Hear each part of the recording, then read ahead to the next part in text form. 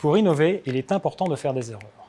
L'enjeu, pour ne pas passer 3 ans à développer un produit dont personne ne veut, c'est de se tromper le plus tôt possible. Dans cette vidéo, je vais vous présenter comment vous tromper systématiquement et rapidement. Je suis Damien Kioch et cela fait 5 ans que j'aide les entreprises à générer de l'innovation.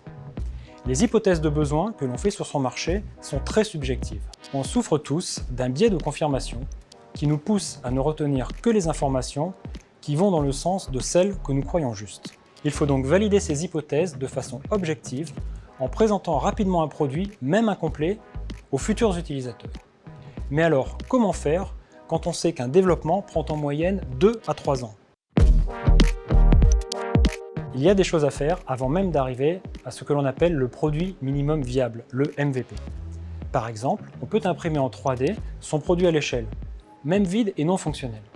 Cela permet à l'utilisateur de se projeter dans des scénarios d'utilisation et à l'entrepreneur de valider ou de remettre en cause ses hypothèses. Les principes de la méthode agile, bien connus des développements informatiques, peuvent s'appliquer au développement de tout type de produit. On construit son produit de manière itérative. On se fixe une contrainte de temps avec des périodes courtes, appelées sprints, typiquement de 3 semaines.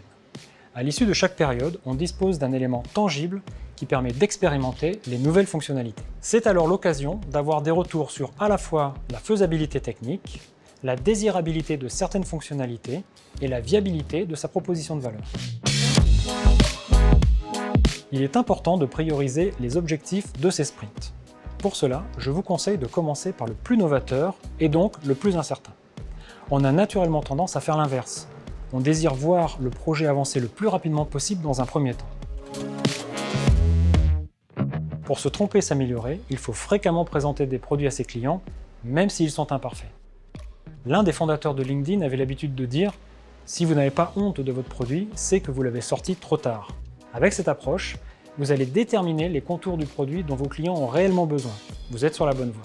Se tromper rapidement est l'un des sujets que j'aborde au cours du Genesis Lab chez Incube Alliance. Je serai ravi de vous rencontrer à cette occasion.